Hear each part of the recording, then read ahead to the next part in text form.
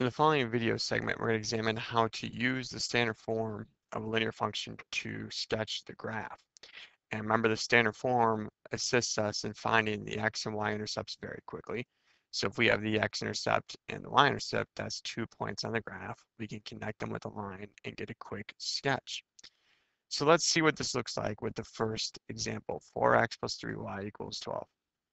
So remember, when you are finding the x and y-intercepts, to find the x-intercept, you imagine that the y term is crossed out. And so I have the equation 4x equals 12. Divide both sides by 4, x is 3.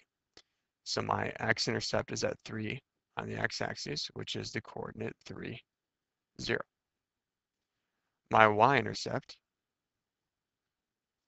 I imagine that the x term is covered up, and I get the equation 3y equals 12. Divide both sides by 3, y is 4. So at 4 on the y-axis is my y-intercept. That's the coordinate 0, 4.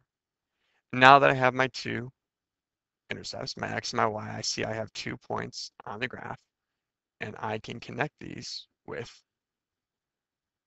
a line. And that allows me to see a quick sketch of my graph. And so I see that the graph of 4x plus 3y equals 12 has an x-intercept of 3, a y-intercept of 4, connect them with a line, I have the graph. Let's look at another example, 5x minus 3y equals 15.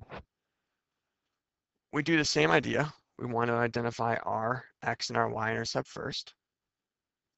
So I'm not going to cross out the other term.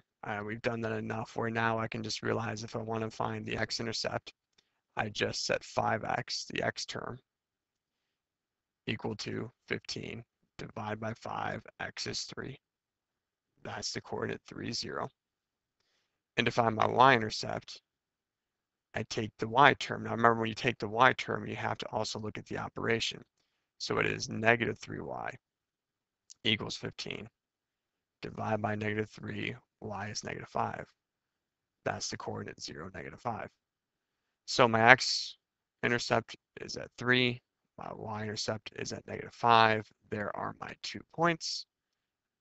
And I can connect them with a line to see a sketch of the linear function. Using the x and y-intercepts are very quick ways to sketch a graph, but the thing is your linear function needs to be in standard form to be quick. Now, some of the problems that are a little more difficult with using the x and y-intercepts are kind of like example 3. There's nothing extremely difficult with example 3, but we'll see why using your x and y-intercepts may be a little difficult for this one. Your x-intercept set 3x equal to 1. And when we divide both sides by 3, we see x is 1/3. So in this example, we notice that our x-intercept of 1/3, it's a fraction. So in order to plot that point, we have to estimate it. So there's sometimes that it's a little difficult or it's not as convenient to use the x and y-intercept technique to sketch the graph. To find the y-intercept, set the y term equal, so y equals 1. So that's the coordinate 0, 1. So that one's not bad. But I did have to estimate my x-intercept. And I'm going to connect these two with a line. And so that is the quick sketch of the linear function 3x plus y equals 1. So in this segment, we wanted to examine how to find the x-intercept, continue our practice with that, but then realize those represent 2 points on the graph. And our geometry taught us that we only need 2 points to define a line. And so we can sketch that graph very quickly.